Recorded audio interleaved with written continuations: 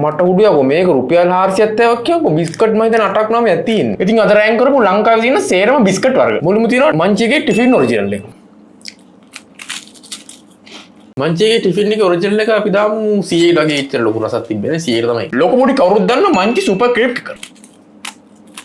Munchee super cream එකේ රසය නම් එච්චර නෑ උනට අර ඒකේ මේ එක්ස්පීරියන්ස් එක මරුවේ උනට මම අද රෑන්ක් කරන්නේ රසයෙන් හින්දා මම හිතන්නේ ඒක ඩී එකට විතර ගන්න ඕනේ. ඒක ලොකු පෙන්නස ගතියක් නැති හින්දා. එහෙම නැත්තම් මේ ඇත්තම හොඳයි. මෙල්බන් එකේ මිල්ක් ෂෝට් බිස්කට් එක. මෙල්බන් එකේ මිල්ක් ෂෝට් කේක් එක අපි දාමු ඒකට. Oreo chocolate cream. ඔරියෝ එකේ චොක්ලට් ක්‍රීම් එක අපි දාමු S එක. මංචි එකේ චොකෝ චිප් කුකීස්.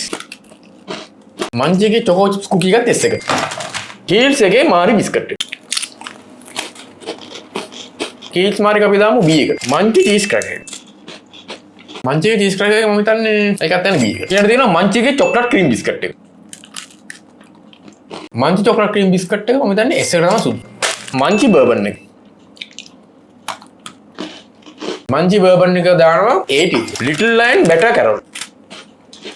ලිටල් ලයන් එකේ බැටර් කැරොල් එක අපි දාමු 100 කට. මැජික් ඕලෝ.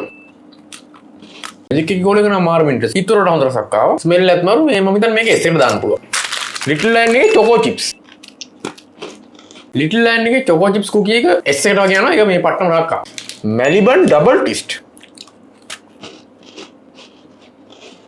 මෙලිබන් එකේ ඩබල් ට්විස්ට් කුකීස් එක යනවා A tier එක. අන්තිම දෙන හැමෝම දන්න මෙලිබන් ගෝල්ඩ් මාරි එක. මෙලිබන් ගෝල්ඩ් මාරි එක යනවා B එකට.